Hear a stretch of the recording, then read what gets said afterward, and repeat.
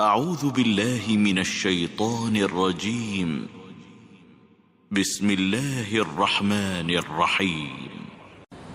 الحمد لله رب العالمين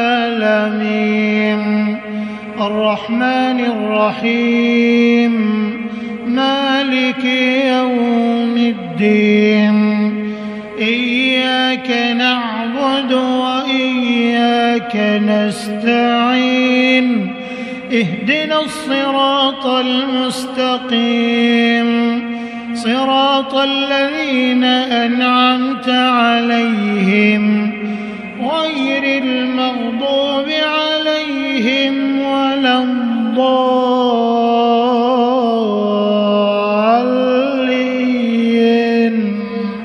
آمين.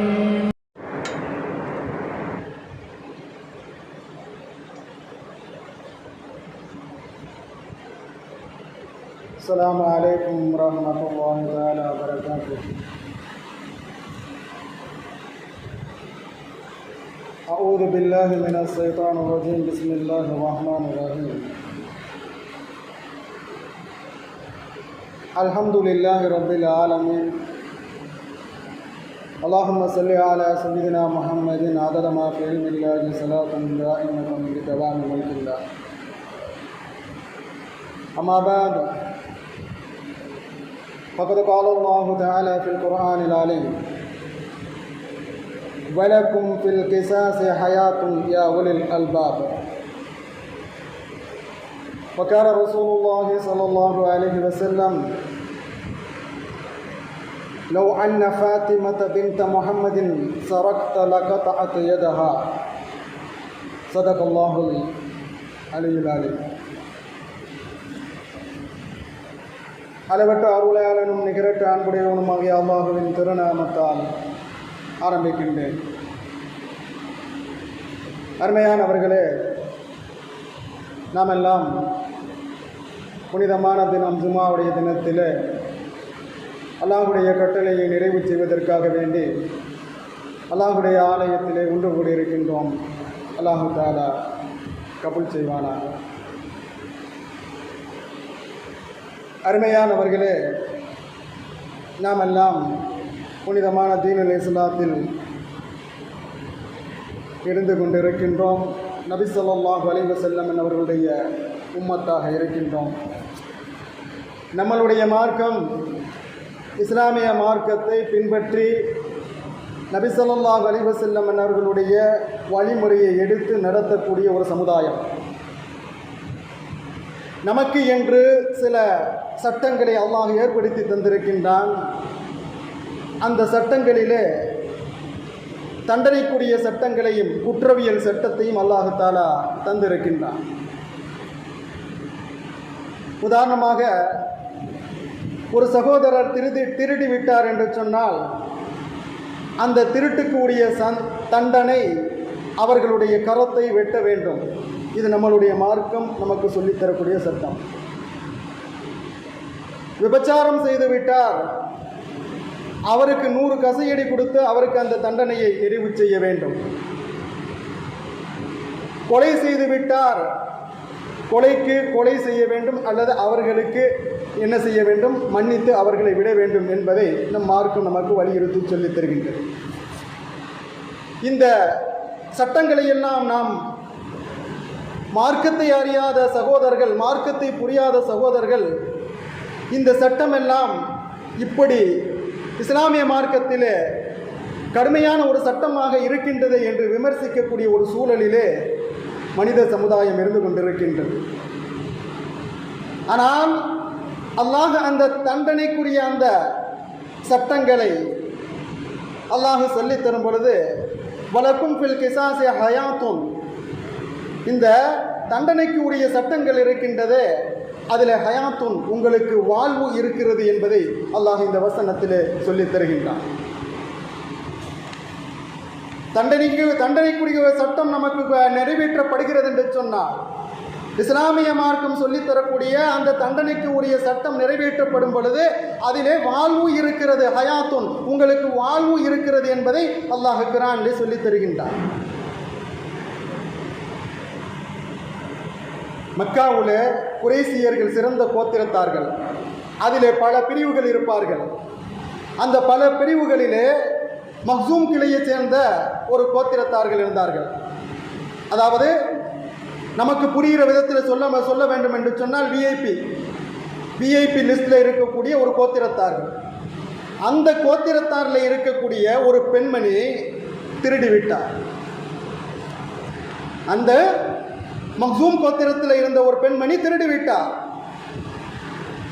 இந்த செய்தி பெருமானார் ரசூலுல்லாஹி ஸல்லல்லாஹு அலைஹி வஸல்லம் அவர்களுடைய சமூகத்துக்கு கொடுக்கப்படுகின்றது. நபி ஸல்லல்லாஹு அலைஹி வஸல்லம் அவர்கள் அந்த பெண்மணியை அழைத்து அந்த பெண்மணிக்கு தண்டனை கொடுக்கின்றார்கள். இந்த தண்டனையை நிறுத்த வேண்டும் என்பதற்காக. ஏனென்று சொன்னால் அங்கே மக்காவிலே வாழ்ந்த அந்த குறைசியவர்கள் சிறந்தவர்களாக இருந்தார்கள். அந்த மக்சூம் கிளையில் உள்ளவர்கள் சிறந்தவர்களாக இருந்தார்கள். இவர்களுக்கு நீங்கள் தண்டனை கொடுத்தால் இஸ்லாமிய மார்க்கத்துக்கே இழிவு ஏற்பட்டுவிடும். ஆகையால் இவர்களுக்கு நீங்கள் தண்டனை கொடுக்கக்கூடாது என்று சொல்லி நிறுத்துவதற்காக வேண்டி பெருமானார் ரசூலுல்லாஹி ஸல்லல்லாஹு அலைஹி வஸல்லம் அவர்களிடத்தில் இந்த செய்தியை கொண்டு செல்வதற்கு எத்தனிக்கிறார்கள். ஆனால் இதை நபி ஸல்லல்லாஹு அலைஹி வஸல்லம் அவர்களிடத்தில் எப்படி கொண்டு செல்வது? அவர்களுக்கு நெருக்கமானவரிடத்தில் தான் இந்த செய்தியை சொல்லி நாம் அனுப்ப வேண்டும் என்று சொல்லி பெருமானார் ஸல்லல்லாஹு அலைஹி வஸல்லம் அவர்களுக்கு நெருக்கமாக இருந்த ஒரு தோழர், சிறிய வயதில் உடைய ஒரு தோழரை அணுகி அவரிடம் இந்த செய்தியை சொல்லி அனுப்புகின்றார்கள். இந்த பெண்மணிக்கு நீங்கள் தண்டனை கொடுக்காதீர்கள், இந்த தண்டனையிலிருந்து அவர்களுக்கு பகரமாக வேற ஏதாவது நிறைவேற்றுங்கள் என்ற செய்தியை அந்த தோழர் சொல்லும் பொழுது நபி ஸல்லல்லாஹு அலைஹி வஸல்லம் அவர்கள் என்ன செய்தார்கள்? அந்த தோழரை பார்த்து கேட்டார்கள், அல்லாஹ்வுடைய கட்டளைக்கு நீ மாற்றம் செய்ய போகின்றாயா? அல்லாஹ்வுடைய சட்டத்தை நீ மாற்றப் போகின்றாயா என்று பெருமானார் ஸல்லல்லாஹு அலைஹி வஸல்லம் அவர்கள் முகம் சிவந்தவர்களாக அந்த தோழரை பார்த்து சொல்லிவிட்டு அந்த பெண்மணிக்கு தண்டனையை நிறைவு செய்தார்கள். கரம் வெட்டப்பட்டது. திருடிய பெண்களுக்கு கரம் வெட்ட வேண்டும் என்பது நம்மளுடைய குர்ஆனுடைய நம்மளுடைய மார்க்கத்துடைய சட்டம். அதை பெருமானார் ஸல்லல்லாஹு அலைஹி வஸல்லம் அவர்கள் அந்த பெண்மணிக்கு நிறைவேற்றிவிட்டு சொன்னார்கள், லவ் அன்ன ஃபாத்திமத பின்த் முஹம்மதின் ஸல்லல்லாஹு அலைஹி வஸல்லம் சரக்து லகதஅத் யதஹா. என்னுடைய மகன், அல்லாஹ்வின் மீது சத்தியமாக என்னுடைய மகள் ஃபாத்திமா திருடி இருந்தாலும் ஃபாத்திமாவுடைய கரத்தை நான் வெட்டுவேன் என்று பெருமானார் ரசூலுல்லாஹி ஸல்லல்லாஹு அலைஹி வஸல்லம் அவர்கள் சொல்லி தந்தார்கள். ஆக அருமையான பெரியவர்களே, சகோதரர்களே, நம்மளுடைய மார்க்கம் நமக்கு ஒரு தண்டனையை தருகிறது என்று சொன்னால் அந்த தண்டனைக்கு பிறகு ஹயாத்துன் வாழ்வு இருக்கிறது என்பதை அல்லாஹ் மேலே சொன்ன வசனத்திலே சொல்லித் தருகின்றான். வலக்கும் ஃபில் கிஸாஸி ஹயாத்துன். அந்த குற்றவியல் சட்ட அந்த தண்டனைக்கு பிறகு உங்களுக்கு வாழ்வு இருக்கிறது என்பதை அல்லாஹ் அந்த வசனத்திலே சொல்லித் தருகின்றான். ஹதீசுகளை வல்லுனர், ஹதீசுகளிலேயே மிக வல்லுனராக திகழ்ந்த, அதாவது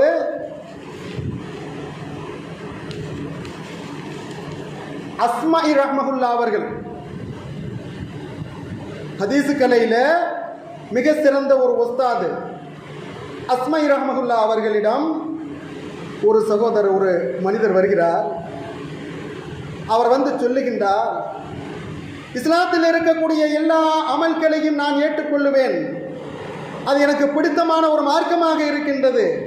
ஆனால் அதில் இருக்கக்கூடிய குற்றவியல் தண்டனைகள் இருக்கின்றதல்லவா, குற்றவியல் சட்டங்கள் இருக்கிறதல்லவா, தண்டனை கொடுக்கக்கூடிய சட்டங்கள் இருக்கிறதல்லவா, இந்த சட்டங்களை என்னால் ஏற்றுக்கொள்ள முடியவில்லை.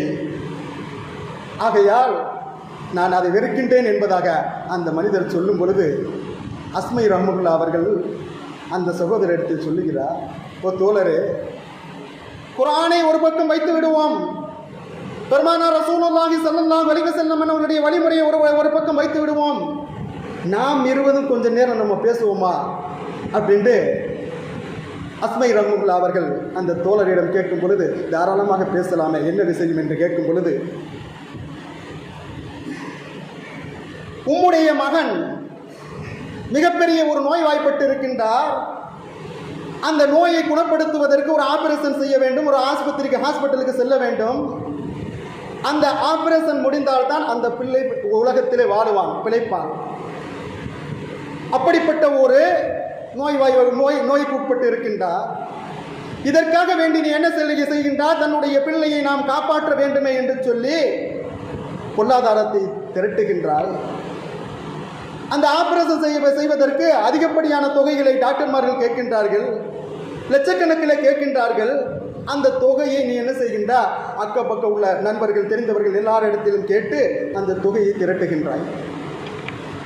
அந்த தொகையை எடுத்துக்கொண்டு நீ அந்த ஹாஸ்பிட்டலுக்கு, அந்த ஆஸ்பத்திரிக்கு செல்லுகின்றார். தன்னுடைய பிள்ளையை எப்படியும் நாம் இந்த ஆபரேஷன் செய்து காப்பாற்றி விட வேண்டும் என்று சொல்லி செல்லுகின்றாய். அங்கே சென்று டாக்டரிடம் அங்கே பார்க்கும் பொழுது அந்த அமௌண்ட்டை நீ கொண்டு போன அந்த உன்னுடைய கையில் இருந்த அந்த பண பேக்கு காணோம், தவறிவிட்டது. எங்கே தொலைந்தது, எங்கே காணாப்பானது என்பது அவருக்கு தெரியவில்லை.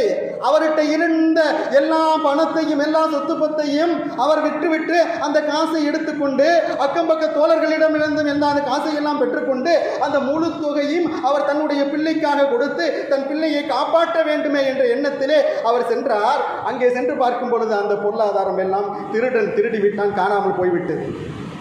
இந்த நேரத்தில் அவருடைய நிலைமை எப்படி இருக்கும்? அடுத்த நிமிடத்திற்கு மக்கள் நம்மள்ட்ட அடுத்து என்ன செய்யணும்னு தெரியாது. ஏன் காசு இல்லை, கொண்டு வந்த காசு திருடு போய்விட்டது. தன் பிள்ளை எப்படி உயிர் பிழைப்பான் என்று தெரியவில்லை. அந்த நேரத்தில் நீ என்ன செய்வாய் என்று கேட்கும் பொழுது அந்த சகோதரன் அப்படியே திகைத்த வண்ணமாக நின்று கொண்டிருக்கின்றார். மீண்டும் கேட்கிறார்கள் அஸ்மை ரஹ்மத்துல்லாஹி அவர்கள், அந்த திருடன் பிடிபட்டு விட்டான், அந்த திருடனை நீ இப்பொழுது என்ன செய்வாய் என்று கேட்கும் பொழுது அவர் சொல்லுகின்றார், அந்த பிள்ளையை பெற்ற அந்த தந்தை சொல்லுகின்றார், அந்த திருடனை நான் கொன்று விடுவேன். நான் என்னுடைய பிள்ளையுடைய உயிரை காப்பாற்றுவதற்காக கொண்டு வந்த அந்த பொருளை அவன் திருடி கொண்டு சென்றான் அல்லவா, அவனை நான் கொன்று விடுவேன் என்று சொல்லி ஆவேசமாக அந்த சகோதரன் சொல்லுகின்றான். அப்பொழுது அஸ்மை ரஹ்மத்துல்லாஹி அவர்கள், நீ கொன்றுவிட வேண்டும் என்று சொல்லுகின்றாய், ஆனால் அல்லாஹ் குர்ஆன் ஷரீஃபில் சொல்லி தரும் பொழுது திருடியவருக்கு கரத்தை வெட்ட வேண்டும் என்று சொல்லி அல்லாஹ் சொல்லி தருகின்றான் என்று சொல்லி அந்த சகோதரருக்கு புரிய வைத்தார்கள்.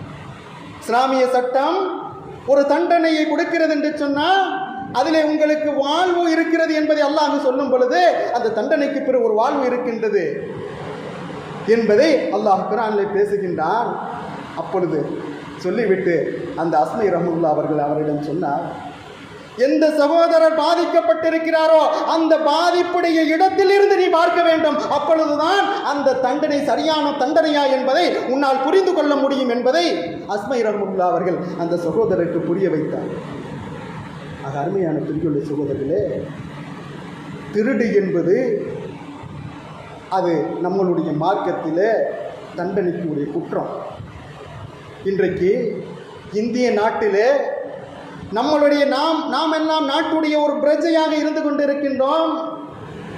இந்த நாட்டுடைய அரசியல் என்ன செய்து கொண்டிருக்கின்றது? நம்மளை இந்த நாட்டுடைய பிரஜைகள் இல்லை, நீங்கள் எல்லாம் அகதிகளாக நீங்கள் செல்லுங்கள் என்று சொல்லி இந்த நாட்டுடைய உரிமையை, நமக்கு இருக்கக்கூடிய உரிமையை பறிக்கக்கூடிய ஒரு திருட்டுத்தனமான செயல்பாட்டை செயல்படுத்தி கொண்டு இருக்கிறது என்பதை நாம் புரிந்து கொள்ள வேண்டும். இன்றைக்கு ஓட்டு என்ற பெயரில் திருடப்படுகின்றது. என்ன, இன்னைக்கு எல்லாருக்கும் தெரிஞ்ச செய்தி. அதாவது தேர்தல் ஆணையம் என்ன சொல்லி இருக்கிறது? எஸ்ஐஆர் என்று சொல்லி வாக்காளர் படிவத்தை ஒன்று நம்மள்கிட்ட தந்திருக்கு. இந்த படிவத்தில் என்ன செய்யணும் என்ன என்பதை நம்மளுக்கு நிறைய பேருக்கு தெரியல. அதில் நிறைய பேர் என்ன செஞ்சிருக்காங்க, இதனால நமக்கு இந்த நாட்டுடைய உரிமைகள் எல்லாம் பறிக்கப்பட்டு விடுமோ என்ற ஒரு பீதியும் ஏற்பட்டு இருக்கின்றது. நம்மளை இந்த நாட்டை விட்டு துரத்தி விடுவாங்களா அப்படிங்கிட்டு சொல்லி ஒரு பயமும் ஏற்பட்டு இருக்கின்றது. அதற்கு என்ன காரணம் என்று சொன்னால், பீகாரில் நடந்த அந்த தேர்தல் இருக்குது. பீகாரில் நடந்துச்சு தேர்தல். அந்த தேர்தலுக்கு ஒரு 3 மாதத்துக்கு முன்பாக இந்த எஸ்ஐஆர் நடத்தப்பட்டது. இந்த எஸ்ஐஆர் படிவங்கள் தேர்தல் கணக்கெடுப்பு படிவம் அவங்களுக்கு கொடுத்து என்ன செய்யப்பட்டது, கணக்கெடுக்கப்பட்டது. பீகாரில் வாக்களிக்கக்கூடிய தோழர்கள், வாக்களிக்கக்கூடிய சகோதரர்கள் 7,89,00,000 நபர்கள் உள்ளார்கள். பீகாரில் வாக்களிக்கக்கூடிய உரிமை பெற்ற சகோதரர்கள் 7,89,00,000 நபர்கள் உள்ளார்கள். பிறகு இந்த வாக்கெடுப்பு கணக்கு தான் எடுத்ததுக்கு பிறகு 65 லட்சம் நபர்களை நீக்கப்பட்டிருந்தார்கள். அதில் முஸ்லிம்கள் அதிக பேர்கள், என்ன தாழ்த்தப்பட்டவர்கள் அதிக பேர்கள். 65 லட்சம் நபர்களை நீக்கியிருக்கின்றார்கள். எதிலிருந்து? இந்த SIR வாக்காளர் கணக்கெடுத்தார்களே அதற்கு பிறகு 7,89,00,000 நபர்கள் இருந்த இடத்துல 65 லட்சம் நபர்களை பட்டியலிருந்து எடுத்துட்டாங்க. அப்போ அவங்கள தான் இந்த நாட்டுடைய பிரஜை இல்லையா? இந்த நாட்டுக்கு அவங்களுக்கு உரிமை இல்லையா? இந்த நாட்டுக்குண்டு இந்த நாட்டில் உள்ள உரிமையார் பிரஜைக்கு எத்தனை ஆதாரங்கள் கொடுக்கப்பட்டது? ஆதார் கார்டு கொடுக்கப்பட்டது. ஆதார் கார்டு இல்லைன்னு சொன்னால் எதுவுமே இல்லைங்கிற சொல்கிற அளவுக்கு இருந்துச்சு. அப்புறம் லைசன்ஸு, இப்படி வாக்காளர் பட்டியல், வாக்காளர் அட்டை, இந்த எல்லாம் என்ன செய்யாதான்? அங்கே ஏற்றுக்கொள்ளப்படாதான். இந்த ஆதாரம்னா அதுக்கு அங்கே செல்லுபடியாகாது. 12 ஆவணங்கள், ஆதாரங்கள் அங்கே எடுக்கப்படாது. இப்போ தமிழகத்தில் மட்டும் என்ன செஞ்சுருக்காங்க? கோர்ட்டில் இது பண்ணி, நீங்கள் பார்த்த செய்தி தான், சுப்ரீம் கோர்ட்டில் இது பண்ணி அப்ளை பண்ணி இந்த ஆதாரம் நீ சேர்க்க வேண்டும் அப்படின்னு சொல்லி இன்னைக்கு கொண்டு வந்திருக்காங்க. இதை எதற்கு சொல்கிறேன்னு சொன்னால், இதை பற்றி நம்ம விழிப்புணர்வு பெற வேண்டும். இந்த வாக்காளர் கணக்கெடுப்பு அந்த படிவம் வருகிறது சொன்னால், அந்த படிவத்திலே எது நமக்கு கேட்கப்பட்டிருக்கிறதோ அதை கரெக்டாக நாம் என்ன செய்ய வேண்டும்? அந்த ப்ரூஃப்களை எடுத்து நம்ம வச்சு அதை கரெக்டாக நாம் பூர்த்தி செய்து கொடுக்க வேண்டும். அதில் நம்ம ஏதாவது குறைவு வைக்கும் பொழுது அது அப்படியே ரிஜெக்ட் ஆகும். இது நாம் சமூகத்தில் நாம் என்ன செய்ய வேண்டும்? கவனம் செலுத்த வேண்டும். நாட்டுடைய பற்று ஈமானின் ஒரு பகுதி. நமக்கு உள்ள உரிமையை நாம் என்ன செய்ய வேண்டும்? நம்மளுடைய உரிமை பறிக்கப்படுகிறது என்று சொன்னால் அதை நாம் அதற்காக குரல் கொடுத்து அதை மீட்டு எடுக்க வேண்டும். அதை தான் நம் மார்க்கம் நமக்கு சொல்லித் தருகின்றது. அந்த உரிமைகள் நமக்கு பறிக்கப்படும் பொழுது அதிலே நாம் போராடி ஷஹீதானால் கூட நமக்கு அந்த ஷஹாதத்துடைய தரஜா கிடைக்கும் என்பதை நபிகள் பெருமானார் ரசூலுல்லாஹி ஸல்லல்லாஹு அலைஹி வஸல்லம் அவர்கள் சொல்லி தந்தார்கள். ஆக இந்த கணக்கெடுப்பு படி வந்திருக்குன்னு சொன்னால் அதில் நமக்கு தெளிவாக தெரிஞ்சவங்க நம்ம என்ன செய்யணும்? ஒவ்வொரு வீடுகளாக நம்ம என்ன செஞ்சுட்டுன்னு அதை போய் பூர்த்தி செய்து முழுமையாக நம்ம என்ன செய்யணும்? கொடுக்குறதுக்கு பார்க்கணும். ஏதோ நம்ம மட்டும் பூர்த்தி செஞ்சுக்கிட்டா நம்ம பார்த்துக்கிறோம் அப்படிங்கிற ஒரு நிலைமையில் இருக்கக்கூடாது. அதில் தெரிஞ்சவங்க தெரியாதவங்களுக்கு என்ன செய்து அதில் என்னென்னது அப்படின்ட்டு அதை கரெக்டாக நம்ம அதை கிளியர் பண்ணி கொடுக்கும் பொழுது நமக்கு பின்னாடி வரும் நமக்கு இந்த நாட்டுடைய உரிமைகளும் இந்த நாட்டுடைய அந்த வாக்காளர் பட்டியலில் நம்ம பேர் இருப்பதற்கும் ஒரு வாய்ப்பாக இருக்கும். அதை நம்ம என்ன செய்யணும்? மீட்டி எடுப்பது நம்மளுடைய இஸ்லாமிய கடமை என்பதை நாம் புரிந்து கொள்ள வேண்டும். ஆக இந்த நாட்டுரிமை நாட்டுப்பட்டு இருக்கின்றது, அது நம்மளுடைய உரிமை. அதை எக்காரணம் முன்னிட்டு நாம் என்ன செஞ்சு விடக்கூடாது? அதை இழந்து விடக்கூடாது. இதை பற்றித்தான் அல்லாஹ் குர்ஆன் ஷரீஃபில் சொல்லி தரும் பொழுது மார்க்கத்துடைய தண்டனை சட்டத்தில் உங்களுக்கு ஹயாத்து வாழ்வு உண்டு என்பதை அல்லாஹ் சொல்லி தருகின்றான். ஒரு தண்டனை கொடுக்கப்படுகிறது சொன்னால் இது திருட்டுத்தனம். பகிரங்கமாக நம்ம திருடுறோம்ல, அந்த திருட்டுக்கூடிய தண்டனை நம்ம கொடுக்கப்படுது. ஆனால் இஸ்லாமிய பார்வையில் பார்க்கும் பொழுது அடுத்த தலைவாசலை விட்டுட்டு பின்புற வாசலில் திருடக்கூடிய ஒரு சூழல், இதுதான் இன்றைய அரசியல் இந்திய அளவில் நம்ம நடந்துக்கிட்டு இருக்குது. அந்த சூழல் நம்மளுடைய தமிழகத்தில் உருவாகிவிடக்கூடாது என்பதிலே நாம் கவனமாக இருக்க வேண்டும் என்பதை நாம் புரிந்து கொள்ள வேண்டும். ஆக அருமையான பெரியுள்ள சகோதரர்களே, நாம் தயாரிப்போடு இருக்க வேண்டும். அதை மார்க்க நமக்கு வலியுறுத்தி சொல்லித் தருகின்றோம். நம்மளுடைய சமூகத்தை பாதுகாப்பதற்கும் நம்மளுடைய ஈமானை பாதுகாப்பதற்கும் நாம் தயாரிப்போடு இருக்க வேண்டும் என்பதை நபிகள் பெருமானார் ரசூலுல்லாஹி ஸல்லல்லாஹு அலைஹி வஸல்லம் கற்றுத்தருகிறார். ஆக இப்பேற்பட்ட இந்த வரக்கூடிய சூழ்ச்சிகளை எல்லாம் இல்லாமல் ஆக்குவதற்காக வேண்டி நாம் தயாரிப்போடும் இருக்க வேண்டும். அதை முறியடிப்பதற்குரிய சூழல்களையும் நாம் ஏற்படுத்த வேண்டும். அதற்காக வேண்டி நாம் துஆவும் செய்ய வேண்டும். இந்த படிவங்களை நம்ம என்ன செய்யணும்? முழுமையான முறையில் பூர்த்தி செய்து நாம் கொடுக்க வேண்டும் என்பதை நினைவில் கொள்ள கடமைப்பட்டு இருக்கின்றோம். ஆக இந்த இஸ்லாமிய சட்டம் நமக்கு ஒரு தண்டனை தருகிறது என்று சொன்னால் அதில் நமக்கு வாழ்வு இருக்கிறது என்பதை அல்லாஹ் நமக்கு சொல்லித் தருகின்றான். ஆக அருமையான பிரிவுள்ள சகோதரர்களே, நம்மளுடைய உரிமை பறிக்கப்படக்கூடாது. இந்த நாட்டுக்கு எங்கேருந்து நம்ம வந்தவங்க இல்லை. இந்த நாட்டுடைய குடிமகன், இந்த நாட்டுடைய உரிமை நமக்கு இருக்கிறது. அதை எக்காரணத்து மட்டும் அந்த உரிமையை நாம் விட்டுவிடக்கூடாது. அந்த உரிமைக்காக நம்மளுடைய உயிரே போனாலும் அது சகாதத்துடைய நிலைமையில் சகாதத்துடைய அந்த நிலைமையை நமக்கு நன்மையை பெற்றுத்தரும் என்பதை நபிகள் பெருமானார் ரசூலுல்லாஹி ஸல்லல்லாஹு அலைஹி வஸல்லம் நமக்கு சொல்லித் தந்தார்கள். ஆக அருமையான பிரியுள்ள சகோதரர்களே, அல்லாஹு தஆலா நமக்கு நம்மளுடைய மார்க்கம் எதை சொல்லித் தருகின்றதோ அதன் அடிப்படையில் வாழ்வதற்கும் அல்லாஹ்வுடைய கட்டளையை எடுத்து நிறைவு செய்வதற்கும் அல்லாஹ் கிருபை செய்வானாக. வஆகிர் தஅவானா அல்ஹம்துலில்லாஹி ரப்பில் ஆலமீன். வஸ்ஸலாமு அலைக்கும் வரஹ்மத்துல்லாஹி தஆலா வபரகாத்துஹு.